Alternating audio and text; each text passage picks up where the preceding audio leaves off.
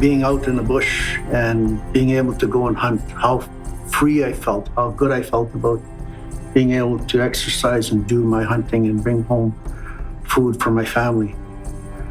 It's a sacred relationship that we must always adhere to, but there's a fear.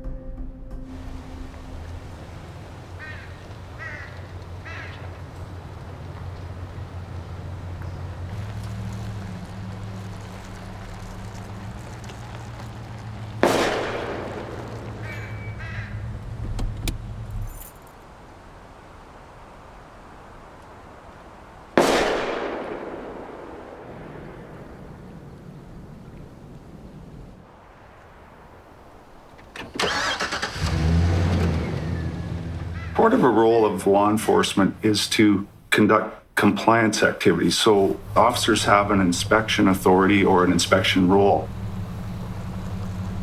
When a wildlife officer pulls into a camp, or you see them on the highway, or they do a vehicle stop because they notice that somebody's out hunting, part of that is to ensure that the activity is being conducted in a lawful manner.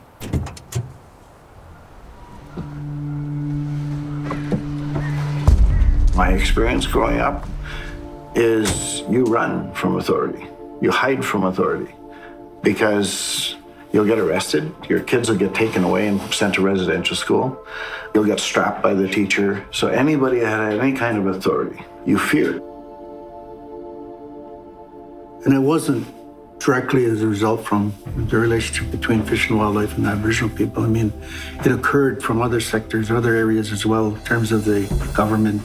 When you look at all the legislation and the residential school and the child welfare scoop in the 60s and all of that, that's all impacted on something that was meant to be the most positive experience for Aboriginal people. And that is partnering with Fish and Wildlife for conservation purposes. Good morning, sirs. Alberta Fish and Wildlife Enforcement Branch. Good morning. How can I help you? It just so happens I heard some shots earlier this morning and I see you have a downed animal. Are you Aboriginal? If you see an officer, or if the public sees an officer, it's not necessarily because they've done something wrong. It's not like a policeman who stopped a speeder. They've seen an offense and they're responding to that. A lot of times when we conduct our compliance activities, it's to ensure that things are being done properly. Did you hunt that animal under your Aboriginal rights? Yes, I did. Here's my treaty card.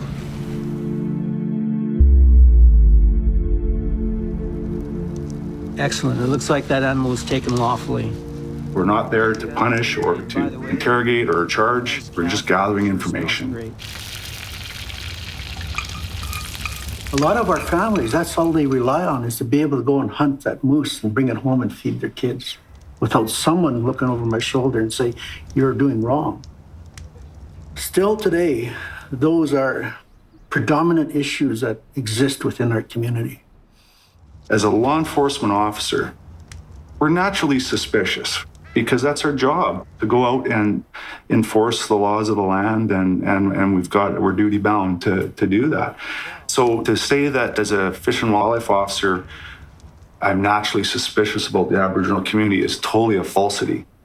We are guided solely by the laws that are on the books, which of course come from our politicians, and also we're guided by decisions that come down from the courts.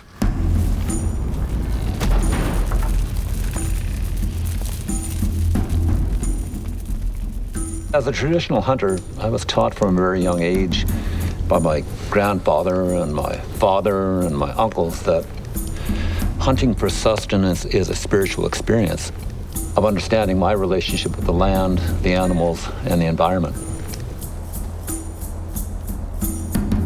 We offer a prayer, we do the smudge, and we give thanks for being able to have food so that our family will live.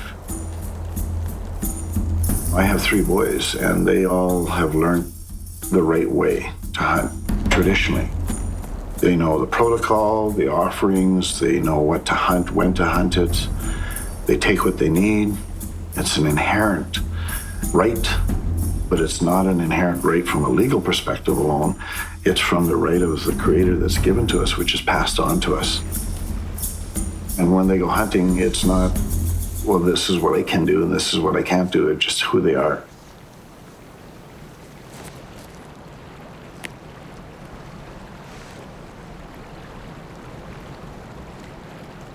You know, my elders have told me we never gave up the right to our animals. The eagles are still our eagles. The fish in the rivers are still ours, in the lakes. But having said that, I also have a huge responsibility in taking care of those animals. One of the earliest postings that I had in my career was in northern Alberta in an Aboriginal community. It shaped me in a very positive way, personally, and also in my ability to do my job properly. My first posting with Fish and Wildlife in the early 90s was in Canmore. I had a tremendous experience with the various bands at Morley, and I developed a tremendous respect for the culture and for the traditions that I saw being practiced.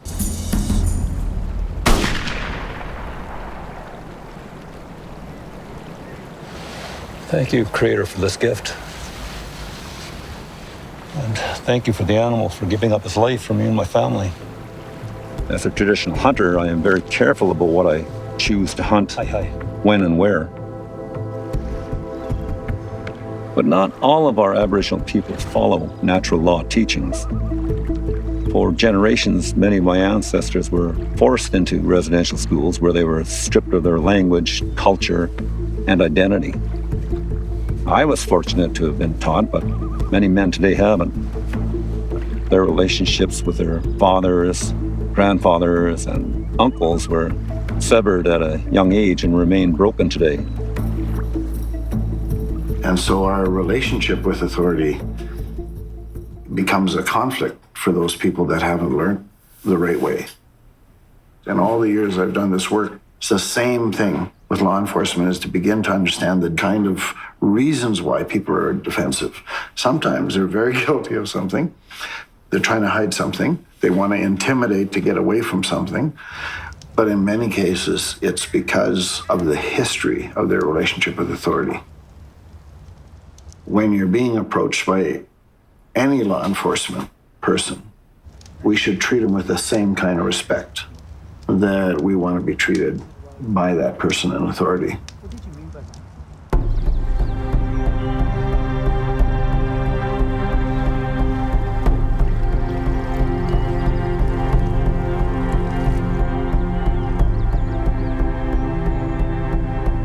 We have a lot in common, and what comes to mind at the forefront is our mutual desire to protect and conserve. There's a lot at stake if we don't do that, if we don't have that type of respect and that type of, genuine interest in preserving what gifts we have. And this is where I see the collaboration can happen. Exactly.